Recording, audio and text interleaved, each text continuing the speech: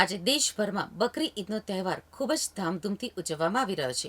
સુરતમાં બકરી ઈદને ઈદ ઉલ અઝા, ઈદ ઉલ ઝુહા તરીકે પણ ઓળખવામાં આવે છે.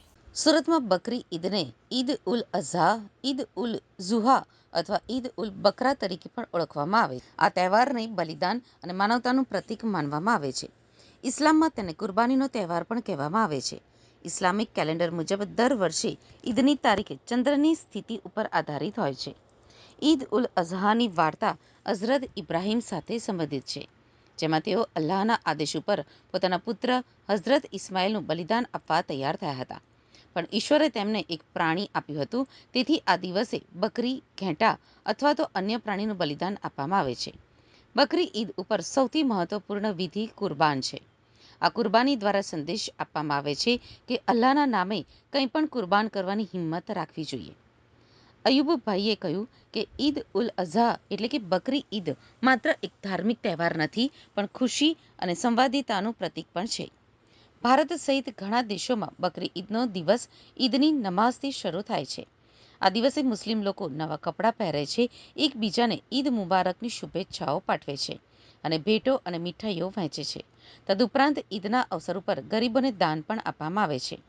સાઉદી અરબના લોકો બકરી ઈદ એક દિવસ પહેલા ઉજવે છે, જ્યારે ભારત, પાકિસ્તાન, બાંગ્લાદેશ અને મલેશિયામાં આ તહેવાર બીજા દિવસે ઉજવવામાં આવે છે.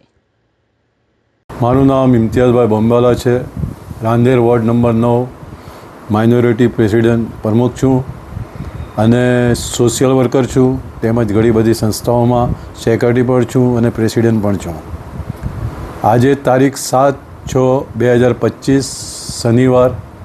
આજે તમામ દેશવાસીઓને હું ઈદ ઉલ અઝા, જે બકરા ઈદ કહેવામાં આવે છે, તમામને હું ઈદની શુભકામનાએ આપું છું અને તમામ દેશવાસીઓને અપીલ કરું છું કે આપણો તહેવાર શાંતિથી આપણે ઉજવીએ.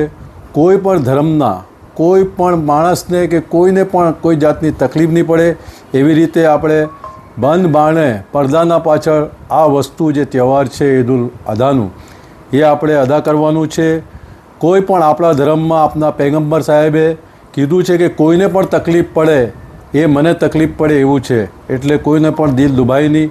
એવી રીતના લોકો આપણા દેશમાં આ ઈદ ઉલ અઝાનો તહેવાર મનાવે એવી બધાને શુભકામનાએ મારા તરફથી, મારા ફેમિલી તરફથી તેમજ મારા મિત્રમંડળ તરફથી તમામ દેશવાસીઓને ઈદ ઉલ અઝાની મુબારકબાદી આપું છું.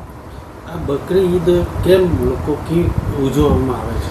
આ બકરી ઈદ અમારા પૈગંબર ઇબ્રાહીમ અલૈહિસ્સલામના જે એટલે પુત્ર હતા, ઇસ્માઇલ અલૈહિસ્સલામ, એટલે ઉપર અલ્લાહના તરફથી એ હઝરત જિબ્રાઈલ અલૈહિસ્સલામને એવી જાણ મળી કે ભાઈ તમે તમારા છોકરાને ઝબા કરો.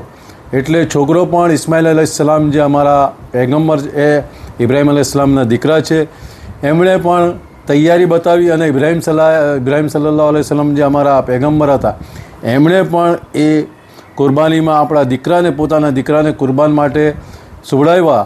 પણ ઉપરથી અલ્લાહના તરફથી એક દુંબો કે જેને ઘેટો ગઈ છે, એ ઘેટો ઉપરવાળા તરફથી આવી ગયો. છરી ફરતી જ હતી.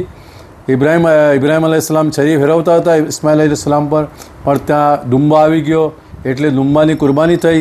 ત્યારથી આ પવિત્ર તહેવાર અમે ઈદ ઉલ અઝા ઉજવાઈ રહ્યા છે.